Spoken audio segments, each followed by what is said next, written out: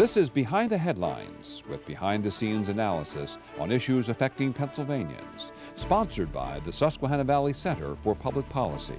Now, here's your host. Hi, welcome to a new edition of Behind the Headlines. I'm Maura Donnelly. I'm sitting in today for Charlie Greenwald, who's on assignment.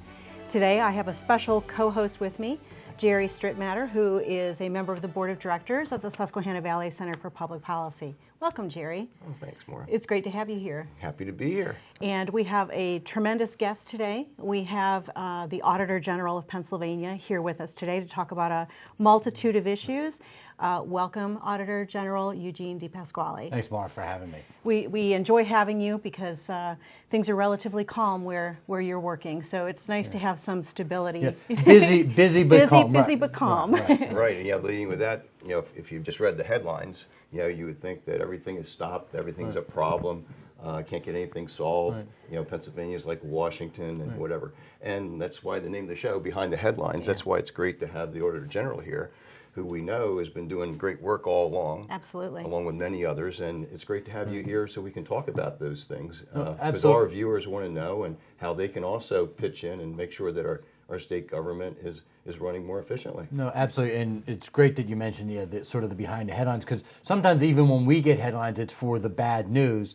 We do about 5,000 audits a year. 4,000 of those are what you would deem as clean audits, meaning that's the entity we're auditing. Many times, obviously a local government pension or a school district or a state agency.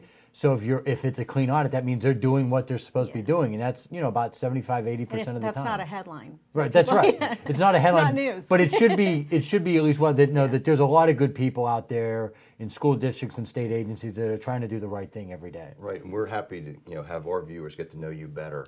Why don't you tell us? You're a constitutional officer. Right, that's right. The Auditor General. It's been around for many years. And why don't you tell us a little bit about that and the breadth and depth of your work? The Auditor General is the second oldest executive office in Pennsylvania, and it's elected separately from the governor, and the whole idea was that you're going to be an independent check on the executive. So we're independent, we get our funding from the legislature, but the voters hire me, not the legislature, not the governor, not some commission. The voters hire me, and the idea is that I answer to the people of this state, not to any elected official. And the idea behind that is that you need to be an independent watchdog for the people to make sure the tax dollars are being spent right and to make sure state government programs are running as they're supposed to be.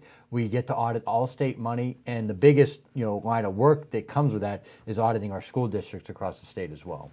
So you've had some really good news from some school audits lately. Right. Again, doesn't always make the biggest headlines, but why don't you tell us a little bit about some of that work in the last couple months? Well, we were able to, for example, ward off a property tax increase in Pittsburgh. We did an audit of the Pittsburgh School District, and they were concerned about their finances going into that audit. And what we found was that they actually had the largest surplus in the state of Pennsylvania. The day we announced that audit, they actually had, for that night, they had scheduled a millage increase vote. Once they realized how strong their finances were, they canceled that vote and ended up they're going to keep the millage as is. So that was a win for the taxpayers of Pittsburgh, and at the same time, let you know that they're in a strong financial position, so they can make some strategic decisions moving forward, knowing they're in a much stronger position that they did not know they were in prior to the audit. That's got to be tremendous news for that area, because some of the other bigger school districts, like Pittsburgh, are not faring as well. Well, there's no question that the state budget stalemate that's happening. I know there's now technically, I guess, a half a budget for school districts. Yeah. But look, whoever you are, whether it's your own personal life, a business, or a government agency, the way you move forward is, what money you're going to have to spend, and that enables you to make strategic decisions based on the money you have. Many of our school districts, smaller, medium-sized, and larger, are in a no-win situation right now, because regardless of the level of funding you think they should get, they don't even know what that is, so they can't make decisions for their next budget year on how many teachers they should hire, what type of new programs they should add, or maybe where they need to, trim a little bit to put, to move some chairs around, so to speak. They can't make those decisions because they literally don't know what they're getting. Wow. So I know one of the issues that it's just a big issue in Pennsylvania is the pension issue. Right. And you've been particularly interested in the pension issue on the municipal level. Right. And so can you tell us the latest on what's happening there? Is the Auditor General, the department audits all the municipal pension plans in Pennsylvania, and what we have found through that work is that there's about an $8 billion unfunded liability. And I headed up a task force. We gave recommendations to the governor that outlined several, what we thought were at least solutions or potential solutions of how to, in a sense, reform this in a way that's fair to the taxpayers, the municipal leaders, and also to the retirees and the people that are working in the system. Some of the things you need to do is, we felt, first of all, Pennsylvania has more municipal pension plans than the rest of the country combined. We feel you could have a lot of administrative consolidation with that. Again, not consolidating the plans, but the administration of them. Yeah. Moving to a more conservative rate of return. Right now, municipalities are allowed to project anywhere from a 5 to 9% rate of return. I hope you don't have to be a CNBC expert analyst to tell you that nobody's meeting that 9% from last year. Yeah. So anybody that was expecting 8 or 9, that means they didn't put enough money in. I would rather be conservative on this. Expect 5, get 9, as opposed to expect 9 and get 5. But too many times now, they've been too optimistic. And what happens is, if they inflate what they think they're going to get, it means they don't put enough money in, which means their budget really, it's for all practical matters, isn't balanced. And then the hole only gets deeper. So that's immediately underfunded. That's exactly right. And the workers, year to year underfunded. That's right. The workers and the taxpayers did nothing to cause that, but obviously they're left with the situation. So what we recommend is moving to a much more conservative rate of return, and also what is known as the Pennsylvania Municipal Retirement System. They charge about $250 to $300 in fees per member per year. Some cities, Reading, for example, pays $4,000 in fees per member per year. That's outrageous. That's money that's just literally being, in a sense, flushed down the toilet. So we call for just reforming those things, which we think are common sense, and hopefully are going to get enacted. How were those reforms received?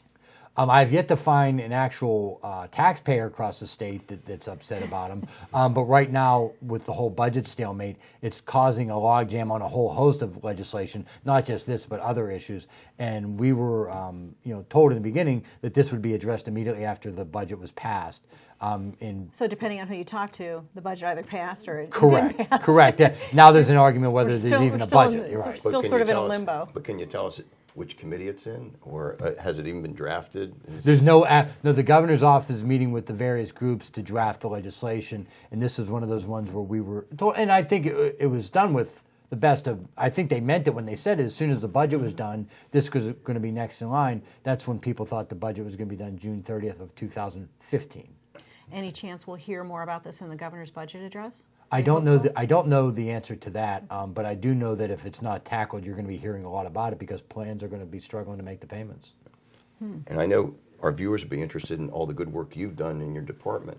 We've had great auditor generals before, right, but you've sort of gone on their shoulders and done even better. Why don't you tell our viewers a little bit about how you've changed things there, like you're helping with these municipal I think you always have to strive to build upon past success and take it even better, and we're hopefully laying a foundation for that. When I'm not the Auditor General and the next person comes in, they can take it to even greater heights beyond that. We've made a lot of internal reforms on our technology so our staff can be more mobile, can get the things in a sense quicker, more cost effective. We've saved over $2 million just in travel expenses by going to all electronic. Just this last year alone, we saved 3.3 million sheets of paper. We have what is the lowest staffing level the department's had in about 4 decades, but we were able to complete over 5,000 audits, and that's through a lot of these technological changes that we were able to make. I know over the years, the same that we did with the House of Representatives years ago. Right. Every bill that got introduced, we had to make so many copies because then the copies had to go to the Senate bill room, the House bill room, to the governor's office, to the reference bureau, et cetera. As you know, when you were a member of the House. And there's a cost to all of it. All that is. And now that's been changed. Yourself, I think there were, 15 copies of every audit that needed to be printed before? Yeah. Now, without doing that, going paperless. Now, we only print one if someone doesn't have the ability to get an electronic copy. And so if someone comes in and they literally don't have the ability to, then we'll obviously figure out a way to make sure that they get a printed version of it. But the reality is we really don't print out the audits more than a couple times a year anymore. Certainly for our internal purposes, we never print them out. It's always electronic. How many sheets of paper, by going paperless, how many sheets of paper are you saving? It was enough for the mandate? sheets of to cover the turnpike from Philly to Pittsburgh and back is how much we saved just last year. Wow. And we also we've also cut the auto fleet in the state by going to a more a mobile system. We've cut the auto fleet of the department by over 90%. This is all great news. Again, it's stuff that you don't always get to hear. Yeah. Do you have any upcoming audits that you can talk about? I know there's. Well, we have we have audits of the Philadelphia School District coming up, both how they oversee their charter school and their administrative functions. We have the audit of the Turnpike Commission this year, audit of the Pennsylvania Gaming Control Board, PACE and PACENet, the Electronic Benefits Transfer Card, which is sometimes known as cash assistance. So those are all audits that are going to be coming out in this year, and a host of others as well. And we'll keep auditing school districts. We'll be starting the City of York School District audit very soon. We just completed Erie, and we just completed Harrisburg. So the goal of trying to get some of your bigger cities done, once Philadelphia's done, that would tackle most of our bigger cities. And Allentown will be coming out this summer as well. Allentown, and we all know there's a lot of challenges going on in Allentown right now.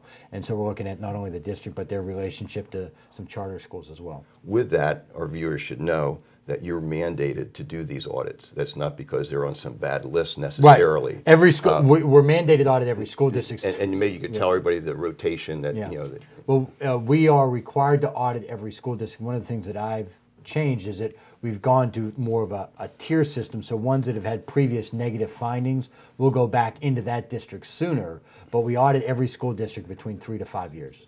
Okay. And then with that, if our viewers have suggestions or they see, like say they're a school board member and they look and say whether we need to have taxes or not, and they call you, or do they write you? Or they can call, they can email, how to do this? or they can go online to our website, and there's a tracking system there where people can file complaints as well, or concerns or questions.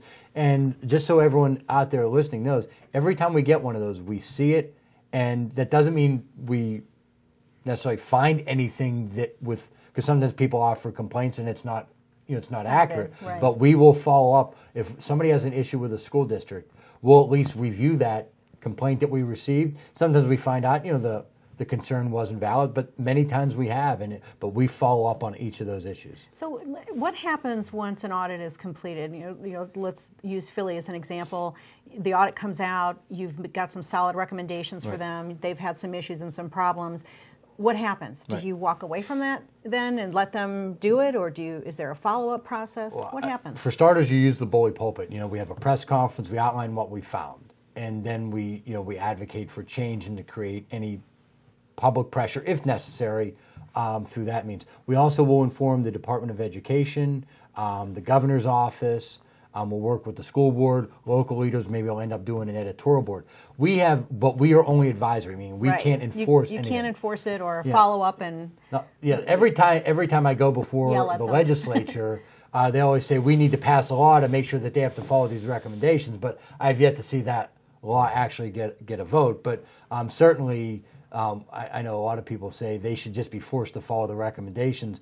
I'm not going to disagree with that. I'm just saying that at this point they don't have to do that. But in reality, since you've moved it up into the schedule that they get the audit anyway, I mean, it's in their best interest to do something about it because of the fact that within 2 years you're going to be back. Could be back at them. There is, and also most people that we audit know this, but maybe most in the public don't, and that is you're never surprised. The entity that we're auditing is never surprised. They've already seen the audit, and we always give everybody the opportunity to respond to the audit. So it is well within their best interest to actually do not only what we suggest they do, but what they put in writing. And signed off on what they were going to do. And they give you those responses prior to part of the audit. Announcing it. Absolutely. Right. That's part. So when you read our audit online, there is, sometimes it's called the management response or the entity response. That's actually part of the audit. So you can see how they responded to the audit. That's what they committed to do. And if you see it blank, that's because they chose not to do it. They didn't respond at all. That's Which, correct. which is good for our viewers to know. They can go to your website, which we're putting up on the screen, so they'll see that. They can check out their school district or whatever type of audit they're looking at in state government. That's right. If they think one of the departments isn't doing something right, read it. If they see something, they just contact you. Absolutely. And you'll take a look into Absolutely. it. And we also post a lot of these as they come out on Facebook and Twitter as well. So we're trying to take advantage of as many social media tools we have to get this information out. So you've been in this position now for a couple of years. Right. Two questions. What was one of your biggest surprises when you first came in? Right. And what are you most proud of that you've accomplished in the last couple of years? It was certainly an adjustment for me to get used to all the attention an audit gets. When for 3 terms prior to that, I was a state house member. If you had a press conference on potentially the greatest idea in the world, you're lucky if half a reporter showed up. When we come out with our audits, it was an adjustment getting used to the focus on the office. So that was an adjustment. Whether we're going to call it a surprise or not, but that was certainly an adjustment. But the best satisfaction I get from the job is not when we get into a sense of public fight with an entity that wants to push back. It's when quietly something gets fixed, so students and taxpayers and families have a better community as a result of the work we did. In the last minute or so that we have, I want to make sure we give you an opportunity to talk to our viewers that if there's other things that you'd like them to know about, or for them to do, actions that they should take, or help that you would like, why don't you take advantage of that? Well, now, because of reaching, talking to community members, and look, I get audit ideas sometimes just by going to the grocery store, going to Target, what have you. But we've done audits that have led to improvements in the environment, in workforce development, job creation programs, improving safety at our state universities, saving money in the school district level so that more money can go to the classroom. That's all because of the work we do. And a lot of that, not all of it, but a lot of that has come just through suggestions from people through our website, emails, or just seeing me on the street. My joke is that when I walk from my office through the Capitol to get lunch somewhere in Harrisburg, I'll get 25 different audit ideas. We take all those seriously. It's one of the reasons why I'm out there so much, because you get a lot of good ideas from doing that. And I think that I was not aware that people could just write in suggestions to you. Absolutely. Through the website. I think that's tremendous. Yeah. And I read them all. Yeah. Okay, so in our last few moments, the governor calls you up today and says, "What should I do about this budget?"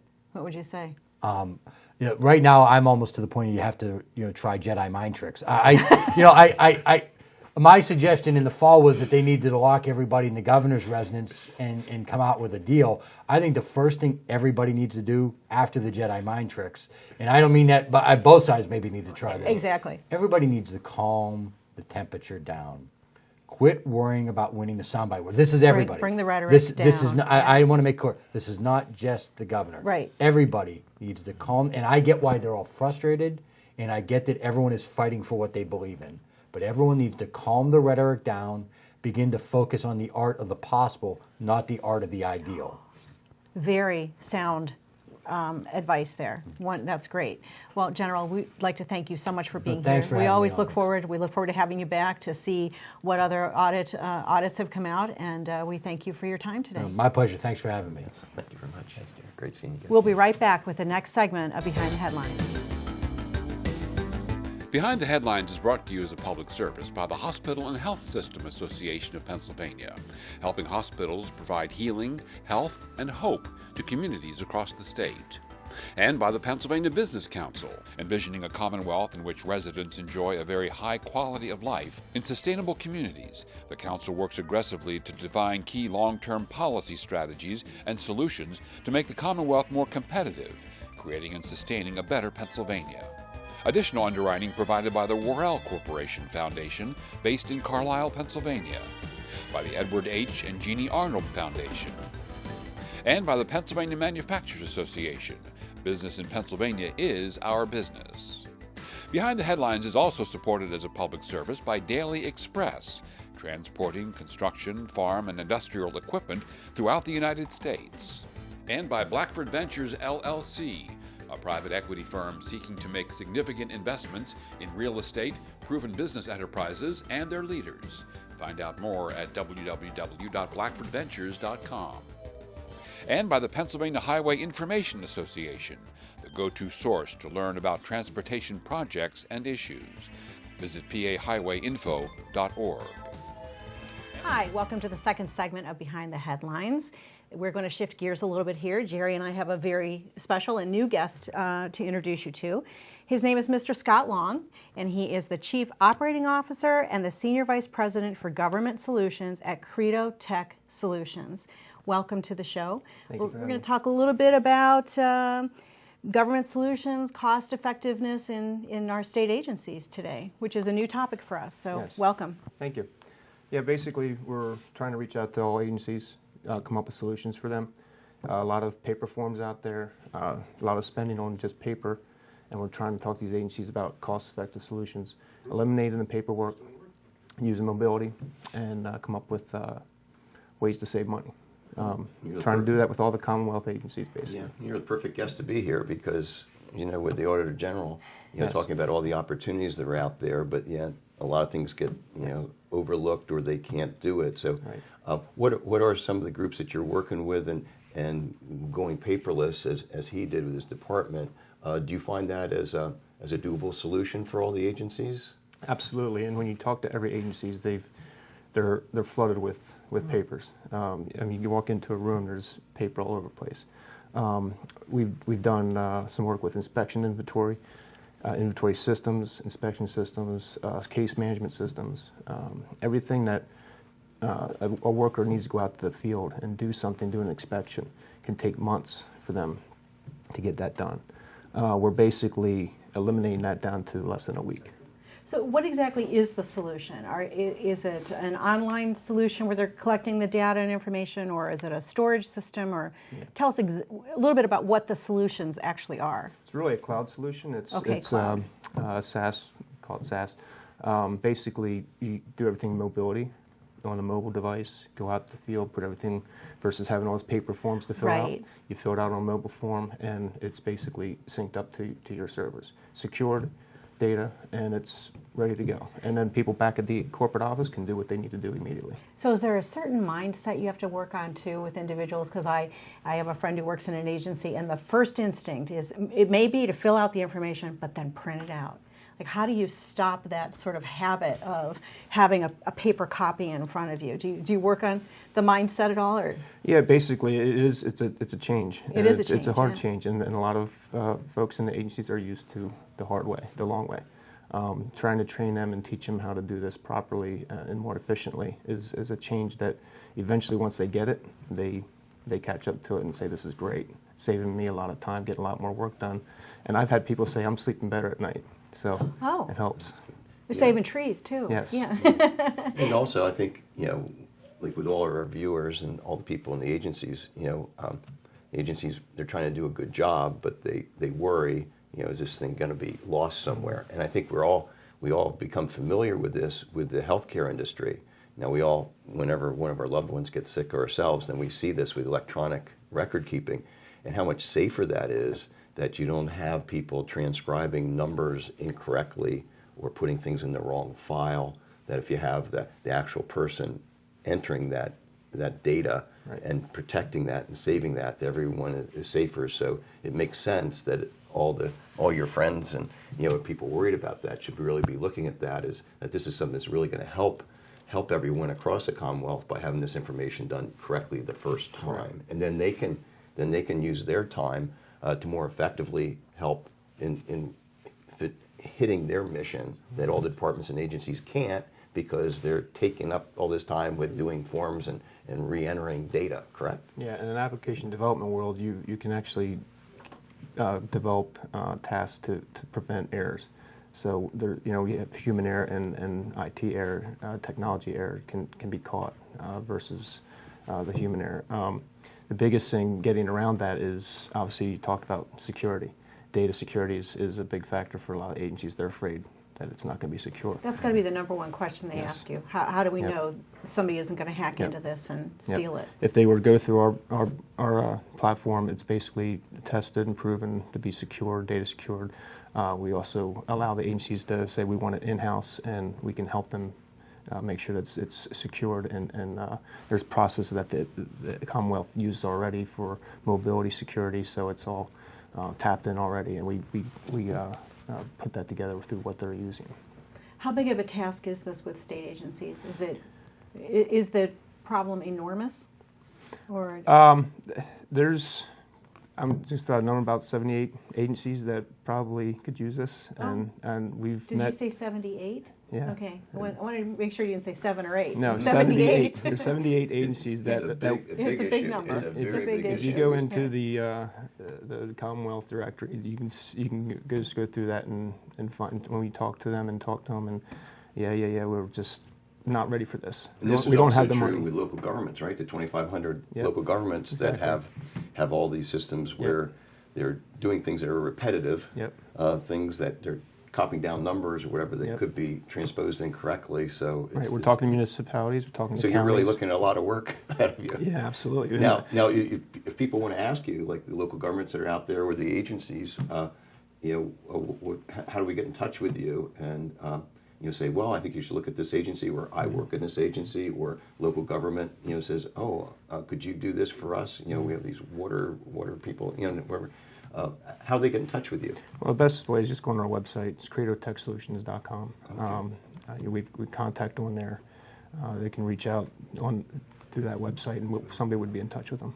Okay. I think it's really important to point out to our viewers that what you're doing is beneficial, from an efficiency perspective, but what it really means for the taxpayer is cost savings. Because right now we're paying for all that paper that's, and our Auditor General talked about the amount of paper they've saved would go from Pittsburgh to Philadelphia and back on the turnpike, So that's a huge cost savings, which trickles down to a savings for taxpayers ultimately. Which I think is, a critical thing for all of us to be looking into. Yes, and where we're basically helping them save money is they talk to bigger companies, and there's a lot of money to make these products, but we've got the templated products that we can come in and save them thousands of dollars. So they're saving both on utilizing your services as well as the savings they're going to see by going paperless or reducing paper. Correct. Well, obviously, we want to see that 78 number come down, so Yes. we're going to have you come back, Yes. to sort of report on this and give us an update about. Hopefully someday I'll be saying there's only 20 or so. Because we want to find out who wrote in, contacted the website and where we are, in the future. And so, thank you very much for coming here and enlightening us and sort of adding on to our Auditor General's report about going paperless and Absolutely. about all the good solutions that are out there at a time when the headlines look sort of dim. Here's something that's very bright. Correct. It's very positive news. Thank you very much for Thank being you. here, and we hope to have you back. Glad to be here. Thank you. Thank you. We'll see you next time on Thanks. a new edition of Behind the Headlines.